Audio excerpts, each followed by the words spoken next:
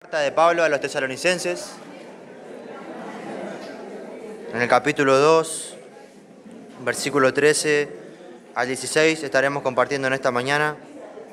Y le invito, si usted puede ponerse de pie, nos ponemos de pie en reverencia a la palabra del Señor y vamos a leer juntos. Y dice así la palabra de Dios.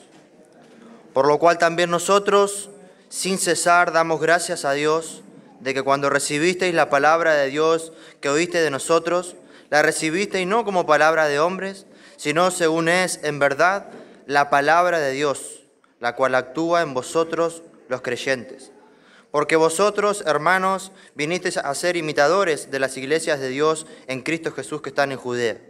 Pues habéis padecido de los de vuestra propia nación las mismas cosas que ellas padecieron de los judíos, los cuales mataron al Señor Jesús y a sus propios profetas, y a nosotros nos expulsaron, y no agradan a Dios, y se oponen a todos los hombres, impidiéndonos hablar a los gentiles para que éstos se salven. Así colman ellos siempre la medida de sus pecados, pues vino sobre ellos la ira hasta el extremo. Señor, cuántas gracias te damos por este tiempo, en particular por tu palabra, la cual es poderosa para cambiar y para transformar las almas. En ella depositamos nuestra confianza en esta mañana, no en los hombres, pero sí ruego que tú me uses como una herramienta en tus manos para llevar tu mensaje a cada uno de los corazones que están presentes en esta mañana. Que tu Espíritu sea obrando en cada uno de nosotros, llevándonos a la imagen de Cristo, viviendo para tu gloria y honrándote en toda nuestra vida. En Cristo Jesús, gracias. Amén y amén. Muy bien, mis hermanos, si ustedes se quieren sentar, lo pueden hacer. Luego de una serie de semanas, volvemos a retomar nuestro estudio de esta carta. Habíamos visto anteriormente, comenzando en el capítulo 2, que el apóstol Pablo comenzó hablándonos de su ministerio y vimos algunas de las características de un ministerio eficaz y ahí las nombramos a cada una de ellas. Y también vimos luego cuál era o cómo podría ser un ministerio equilibrado, ¿no? Entre el cuidado, en tener relaciones con las personas, relacionarnos con las personas y también enseñar y proclamar la palabra de verdad. Y hoy he titulado este mensaje, medio enigmático para algunos, las dos caras del ministerio. Obviamente Pablo sigue hablando de su ministerio junto a Silas y Timoteo allí en Tesalónica. Y lo he titulado Las dos caras del ministerio.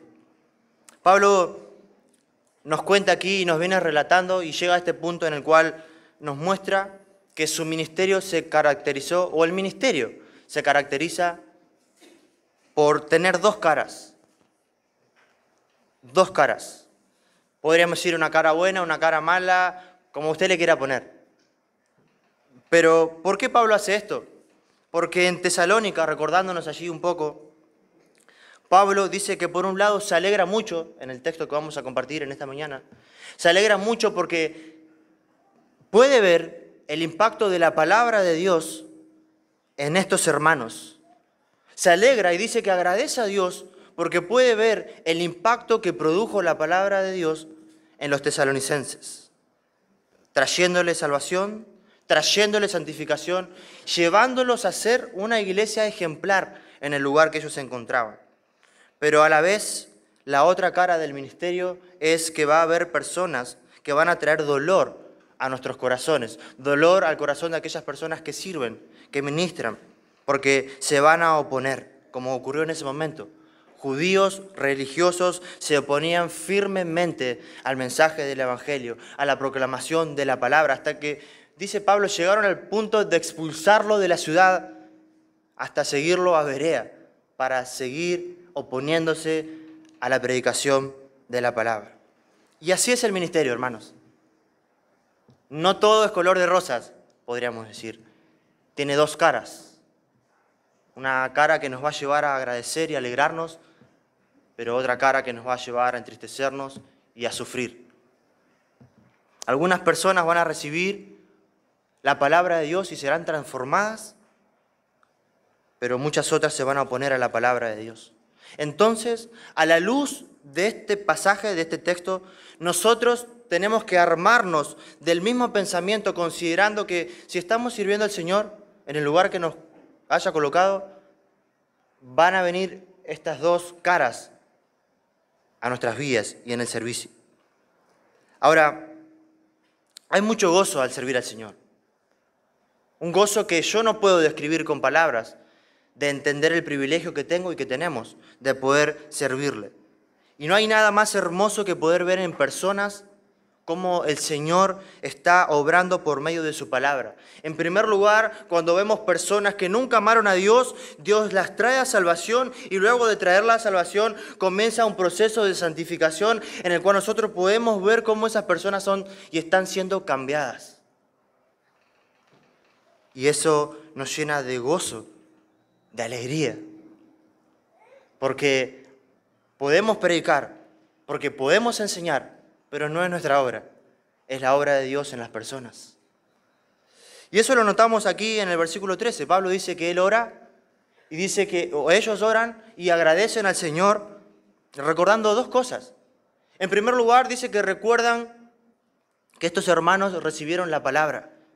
Se apropiaron de la palabra, la hicieron suya, la atesoraron y no había mayor tesoro en todo el mundo para ellos que la palabra de Dios. Y en segundo lugar, que ellos resistieron la persecución con gozo. Ahora, era esa palabra que Pablo y su equipo predicaron y les enseñaron la que seguía obrando, dice. Porque el versículo está diciendo, es la que actúa, es la que está actuando, es la que está obrando en cada uno de ellos, como también lo hace en cada uno de nosotros. Pero para que la palabra actúe en nosotros, tiene que ser recibida, dice Pablo. Ellos la recibieron, tiene que ser recibida. Y yo pensaba que en la predicación y en la enseñanza hay ciertos misterios que por lo menos yo no puedo entender. No puedo entender cómo una predicación o una enseñanza puede conmover a una persona y hacerla llorar y quebrantarla, pero a otras dormirlas. No sé si será que uno transmite tanta paz que el hermano está ahí dormido, pero hay algo que yo al menos no puedo entender en mi mente finita, pero es algo que ocurre. Hay cosas que suceden cuando uno predica y enseña la palabra de Dios que no las puedo controlar y no las podemos entender. Muchas veces se dice, ¿no?, ese dicho o esa anécdota que está predicando una persona ahí, ¿no? Y ve que el hermano se durmió y le dice al otro hermano, hermano, despertalo. Y el hermano le dice, no, despiértelo usted que usted le durmió. Y en cierto sentido eso puede ser una verdad. Quizás nuestro mensaje hay que trabajar en ello, pero también tiene que ver con nuestra disposición a escuchar la palabra de Dios.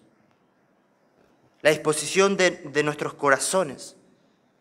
Porque si queremos que la palabra de Dios actúe en nuestras vidas, hay algo que tiene que cambiar. Y lo que tiene que cambiar es nuestra disposición hacia la palabra de Dios. Recibirla, dice Pablo. Ellos la recibieron, la adoptaron, la hicieron propia. Se pusieron al lado de Pablo, Silas y Timoteo y se sentaron, imagino yo, en una mesa a escucharlos, a prestarle atención, a tomar nota y a aprender y a aplicar en sus vidas lo que dice la palabra de Dios. Recibieron la palabra de Dios. Algo que muchas veces nosotros no hacemos. No recibimos la palabra de Dios de esta manera. No siempre cuando venimos a este lugar venimos preparados para recibir el mensaje de Dios.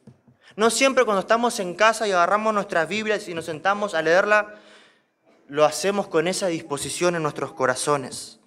Lo hacemos a las corridas, apresurados, sin tomar el tiempo que deberíamos tomar. Ahora, para que la palabra actúe en nosotros, dice Pablo, tiene que ser recibida, pero tiene que ser aceptada también, dice. No es solo la recibo, escucho, bueno, sí, qué buen mensaje. Pablo, la verdad, pura teología. Sí, está bien, pero también la tenemos que aceptar. Y eso es lo que explica un poco Pablo ahí, diciendo, la recibieron.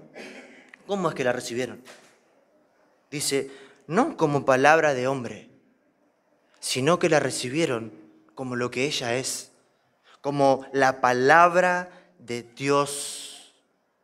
La palabra predicada fielmente debe ser apreciada de esa manera, como la palabra de Dios, porque no es producto de la imaginación de un hombre, no es producto de la razón de un ser humano, sino que ella es la palabra de Dios, la poderosa palabra de Dios, y así yo la debería tomar, como lo que ella es. Y estos hermanos entendieron esto, no porque eran inteligentes, porque Dios estaba obrando en sus vidas por medio del Espíritu Santo. Pero entendieron esto, entendieron la autoridad del mensaje que ellos llevaban, que Pablo y su equipo llevaban. Entendían que era un mensaje autoritativo. Por eso no es que solo prestaron atención y dijeron, bueno, es que vamos a escuchar a ver qué nos dice. No, dice la Escritura que ellos creyeron de todo corazón y se apropiaron de la palabra de manera tal, dice, que dejaron los ídolos, dejaron atrás toda su vida para servir y adorar al Dios vivo. Y lo vimos en los mensajes anteriores. Llegaron a ser personas dignas de imitar, no perfectas, porque nadie es perfecto. Pero sí eran personas en las cuales otros decían, mirá, yo quiero seguir esos pasos, los pasos de ese hermano. Quiero ser como él, porque él sigue al Señor. Ellos entendieron. Por eso es necesario apreciar la palabra de Dios como lo que ella es. La verdad del Dios eterno. Entonces hay algo que tiene que cambiar en nosotros. Y lo que tiene que cambiar es nuestra actitud. Nuestra actitud hacia la palabra de Dios. Porque si nosotros queremos que la palabra de Dios actúe y obre en nuestros corazones y en nuestras vidas, esta actitud es imprescindible.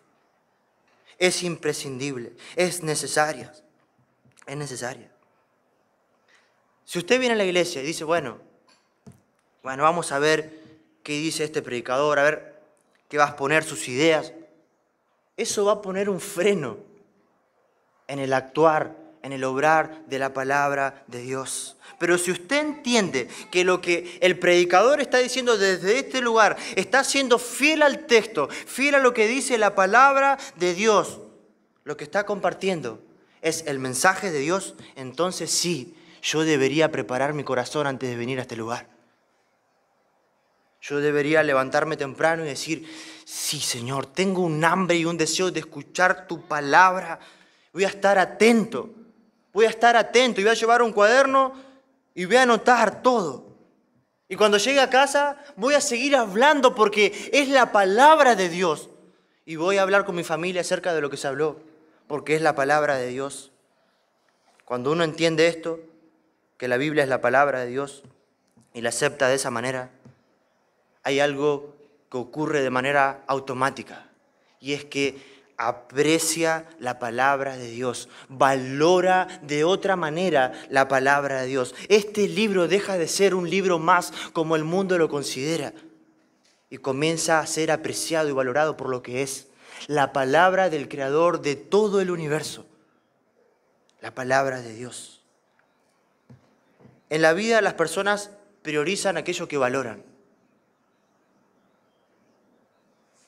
Aquello que valoran las personas lo ponen como prioridad. No importa para una persona la tormenta, no importa el frío, no importa el calor, nada puede detenerla de asistir a un evento que quiere asistir. Nada detiene a esa persona de querer ir al lugar al que ella quiere ir. Nada la va a detener a esa persona de ver algo que ella quiere ver. No hay cansancio, no hay sueño, no hay horario, nada la va a frenar de hacer lo que ella quiere, porque valora eso, porque lo aprecia, porque ese es su tesoro. Y cuando quiere algo, va a estar dispuesta a dar su vida, si es necesario, para recibirlo, para alcanzarlo, para obtenerlo.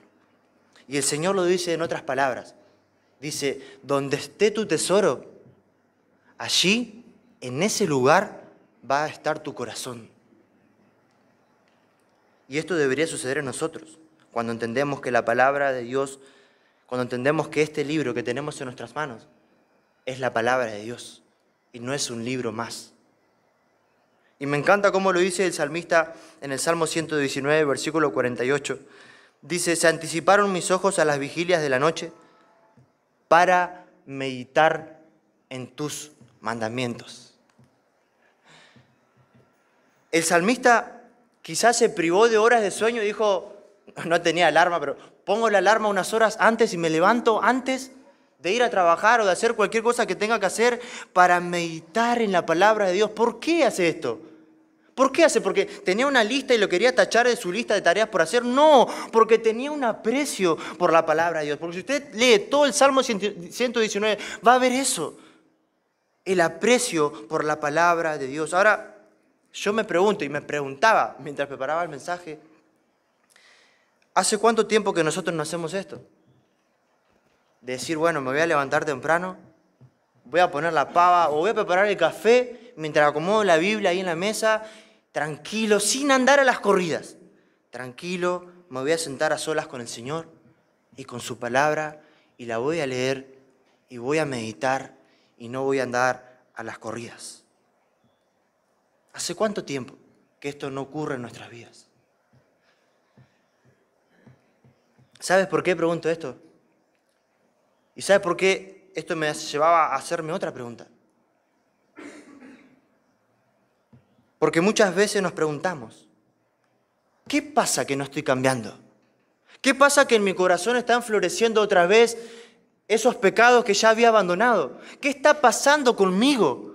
¿Qué me está pasando? Y lo que pasa no es que no te estás levantando temprano y poniendo la pava y leyendo tu Biblia. No, no es eso. Lo que pasa es que ha cambiado tu actitud hacia la palabra de Dios. No la estamos apreciando como lo que ella es. No la estamos valorando como lo que ella es. No es ella nuestro tesoro. Hay otros tesoros en nuestros corazones. Hay otras cosas, en primer lugar, en nuestros corazones. Oh, sí, decimos. Digo, sí, la palabra es suficiente, tiene autoridad, es poderosa, es inerrante, es infalible. Pero cuando me veo en la práctica, ni siquiera la abro para meditar en Dios, para meditar en lo que Dios me quiere decir hoy. Hoy. Si nuestro tiempo con Dios es a las corridas, o sea, me levanto y pongo la pava y tomo el té, mate cocido ahí, estoy a las corridas, ¿qué santificación puede haber en eso? No puede haber santificación. No puede haber santificación en mi vida. Porque se me va el tren, porque se me va el colectivo, porque llego tarde al trabajo, porque llego tarde a la escuela, porque me cierran el negocio. Si lo hago a las corridas, no puede haber santificación. No es solo, hermanos, que tú te vayas con la idea de decir, bueno, leí la Biblia, medité en la Biblia y listo. No, no es a donde apunto. Tenemos que aprender a quedarnos quietos en la presencia de Dios.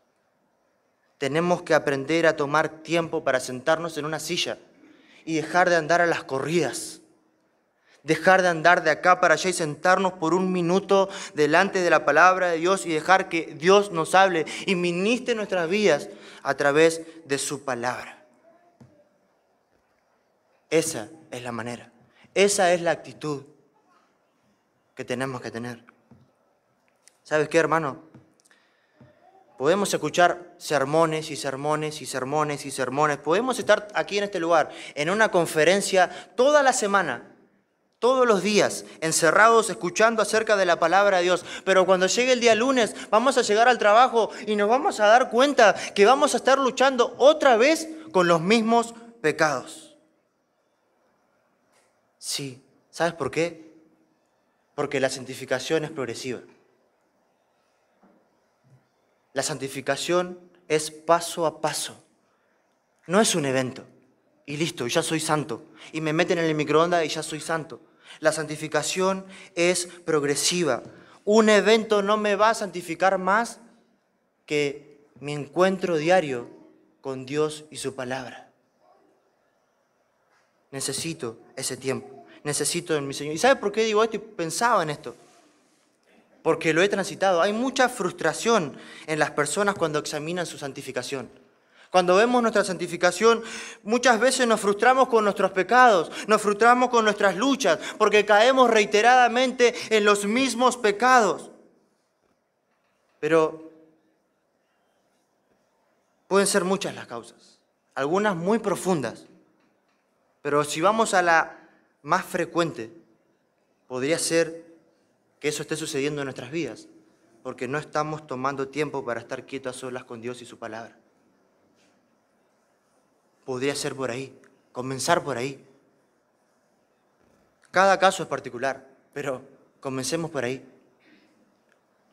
Y no es que la palabra falla, que la palabra no tiene poder para santificarme, porque la palabra es poderosa para convertir y transformar el corazón más duro. Es que yo no me estoy apropiando de ella. Yo no la estoy atesorando, ella no es mi mayor tesoro y no la considero como lo que es, como la palabra de Dios. Y muchas veces actuamos como ateos, consideramos a este libro como un libro más. Y por eso no vemos estas evidencias, estos cambios y estancamientos en nuestras vidas y frustración en nuestras vidas. Ahora, lo lindo de esto, de este proceso de santificación, de apreciar la palabra de Dios, es que cuanto más la apreciamos, más la palabra actúa en nosotros. Y dice Pablo, la idea es que está constantemente actuando en nuestras vidas y podemos ver cambios en nuestras vidas, porque esa palabra es eficaz. Estos hermanos tesalonicenses recibieron la palabra, la apreciaron y esa palabra estaba actuando en ellos de tal manera que Pablo estaba agradecido, podía dar gracias por la vida de ellos. De la misma manera, nuestros pastores y aquellos que predican la palabra del Señor también damos gracias, porque podemos ver esto en muchos de ustedes. Cómo aman la palabra, cómo la aprecian, cómo la atesoran, porque podemos verlo en sus vidas. Hablaba en estos días con unos hermanos y me decían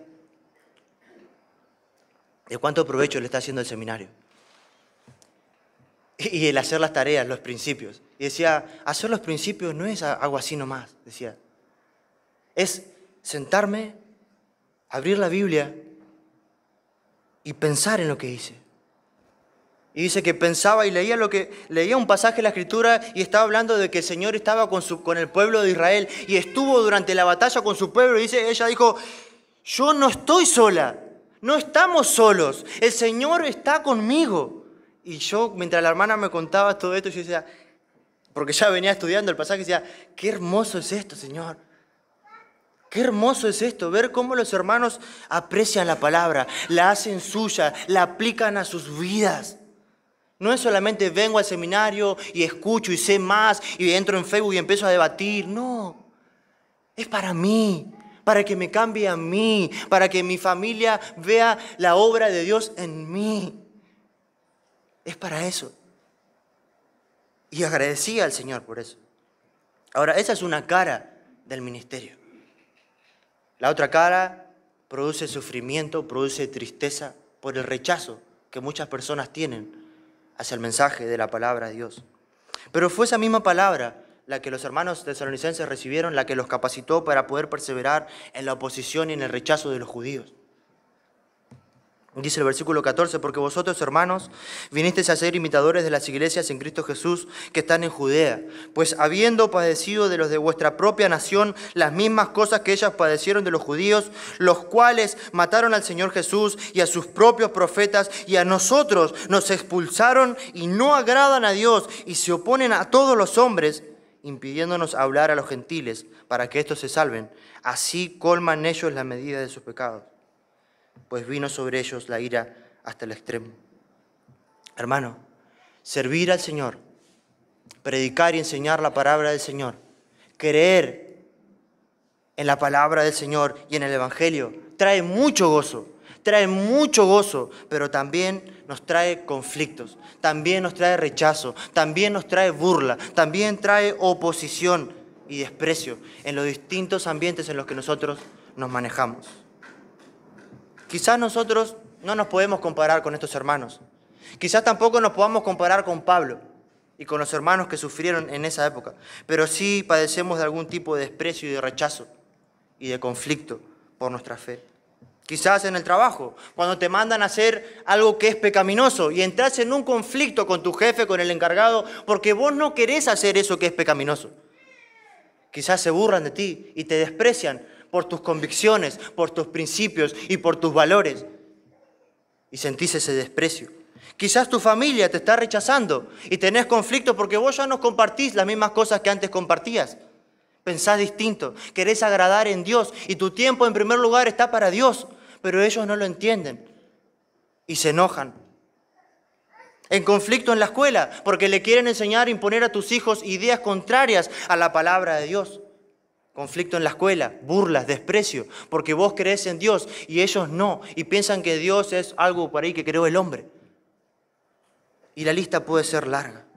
Distintas maneras de ser rechazados, de tener conflicto, de tener desprecio de las personas, es aquellos que creemos en la palabra de Dios. Pero no solo hablamos de conflicto en la actualidad, sino que también conocemos de hermanos que por creer en la palabra de Dios, que por creer en el Evangelio, están siendo asesinados. Están siendo asesinados. Porque ese mismo odio que movió a los judíos a querer clavar en una cruz a nuestro Señor Jesucristo, ese es el mismo odio que ellos tienen hacia las personas que creen y siguen a ese Jesús, que se va a manifestar de distintas maneras. Ahora, estas son las dos caras del ministerio. Si tú decides servir al Señor, que lo tienes que hacer. Habrá personas que van a alegrar tu corazón y van a recibir la palabra de Dios, pero habrá personas que van a rechazarte, que te van a despreciar, que te van a aborrecer. Pero esas son las dos caras. Ahora, pensaba en los judíos, pensaba en esta última parte de las personas que rechazaban al Señor, que maltrataban seguramente a los hermanos. Y yo decía, qué terrible que eran. Y en un momento el Espíritu Santo me vino a mí y a través de esta palabra me llevó a pensar, pero vos eras de la misma manera que ellos eran. Y recordaba cuando era adolescente que estaba en mi pieza con mis hermanos y venía mi abuela y nos hablaba y nos decía, ustedes se tienen que arrepentir, así, directa, porque se van a ir al infierno. Directa la abuela. Y nosotros con mis hermanos nos matábamos de risa, decíamos, esta está loca. Y me acordaba de eso. Y era de la misma manera, yo sentía el mismo desprecio, el mismo rechazo hacia esas personas que me querían amar y querían que yo venga a Cristo. Así que si tú estás en este lugar y estás rechazando a Dios, advertencia tras advertencia, si tú tienes un familiar que te está rechazando, todas las veces que tú le compartes el Evangelio, hay esperanza. Mientras haya vida, hay esperanza. Porque no me comparo con Pablo, pero Pablo también persiguió a la iglesia, mató a cristianos. Y sin embargo, ese mismo que mató a cristianos en el propósito de Dios, dentro del plan de Dios, estaba determinado que lo iba a salvar y lo iba a usar para predicar su palabra para aquellas personas que él mismo aborrecía. Ese mismo Cristo que él aborrecía, que no lo podía ver y que respiraba amenazas. A ese mismo Cristo él está sirviendo y nos ha dejado aquí en su palabra los pasos que nosotros tenemos que seguir. Hay esperanza para ti. Hay esperanza porque la palabra de Dios es poderosa. Es hablada por hombres, proclamada por hombres, pero tiene el poder de convertir el corazón más duro. Y en esa palabra confiamos, en el ministerio que Él nos ha dado. Gracias, Señor. Gracias por tu palabra, tan preciosa. Y aunque veamos estos dos matices del ministerio,